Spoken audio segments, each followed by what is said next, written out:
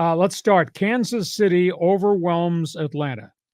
Patrick Mahomes. The thing I love watching about the Chiefs is the wild formations that Andy Reid brings to the line of scrimmage. All these guys in different motions, half motions, different sets. And then Mahomes makes plays off the different looks while the defense is walking around trying to figure out who we're going to cover, etc. Mahomes just absolutely brilliant. Kansas City, even though they're really beat up, and by the way, they beat up Kirk Cousins. He got rocked all over that place on Sunday night. Kansas City finds a way because of the coach and because of the quarterback. Next one, Detroit Lions. They were just not going to get bullied nor shocked by Kyler Murray. Lions go into Arizona and just wear out the Arizona Cardinals. Jared Goff throws for almost 200. David Montgomery has his first 100-yard game running, and they chased Kyler Murray kind of all over the field. Lions make a statement, get up off the floor, and win. LA Rams. Matthew Stafford willed the Rams to win. That was pretty doggone impressive how they got better, tougher, more faster as the game wore on.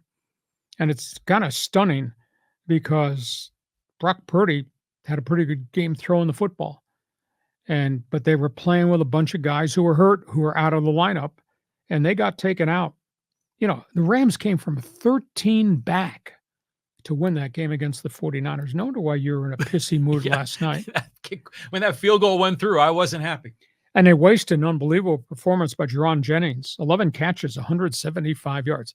Oh, by the way, your best bud, the one that's making all the money, Brandon Ayuk. Oh, yeah. We're now 3 games into the season, has not done crap to earn his money. Show me the money. Yeah, so San Francisco, Kyle Shanahan really upset at his team and the outcome losing to the Rams. Philadelphia, New Orleans.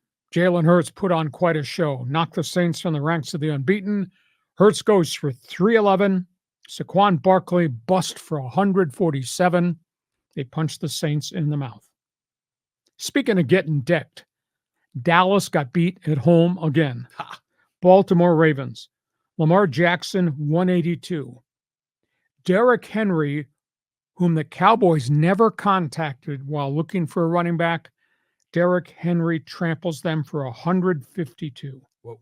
Baltimore had 456 yards in Jerry's house in Dallas. Dak threw for 379, 3 touchdowns, no help at all. They have no running game at all, and they can't stop the run because of the injuries in the defensive front. Dallas is in trouble. And then there's the surprise games along the way. Denver, Tampa. Denver, which had not done anything in the first couple of games with the kid Bo Nix. He winds up with 263 all-purpose yards, doesn't make any mistakes. The Denver Broncos win in Tampa. Wow. And by the way, you can find Baker Mayfield, the Buccaneers quarterback. Mm-hmm. He's at the one on the bottom of the pile. He got sacked 7 times yesterday. Denver just lit them up. That was a real surprise.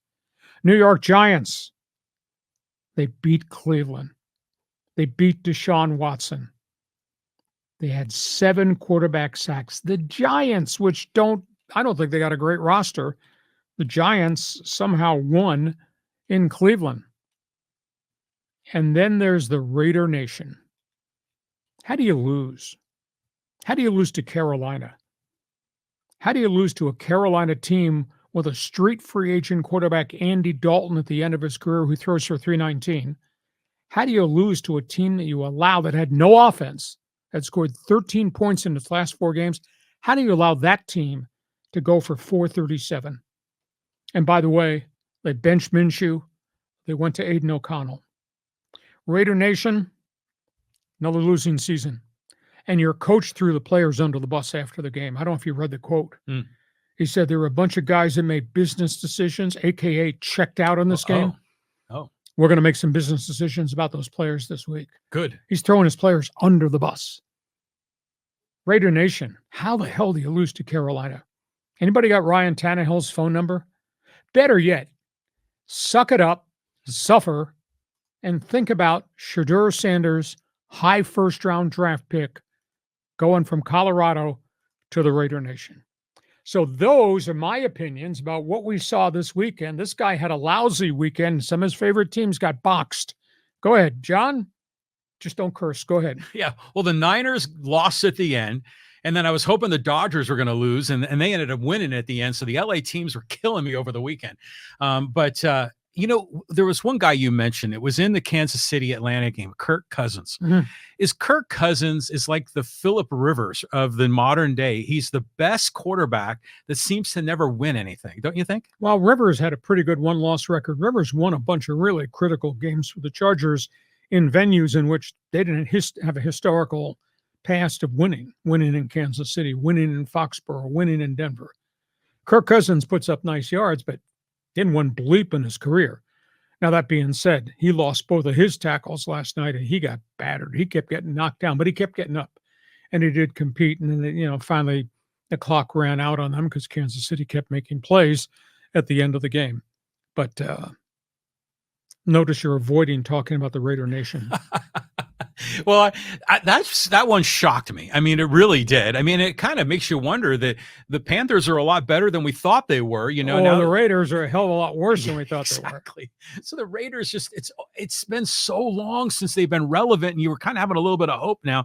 But you got to give it up, to the red-haired quarterback there for the Carolina Panthers, and that guy is still alive and kicking. He's doing good. Andy Dalton throws for 319.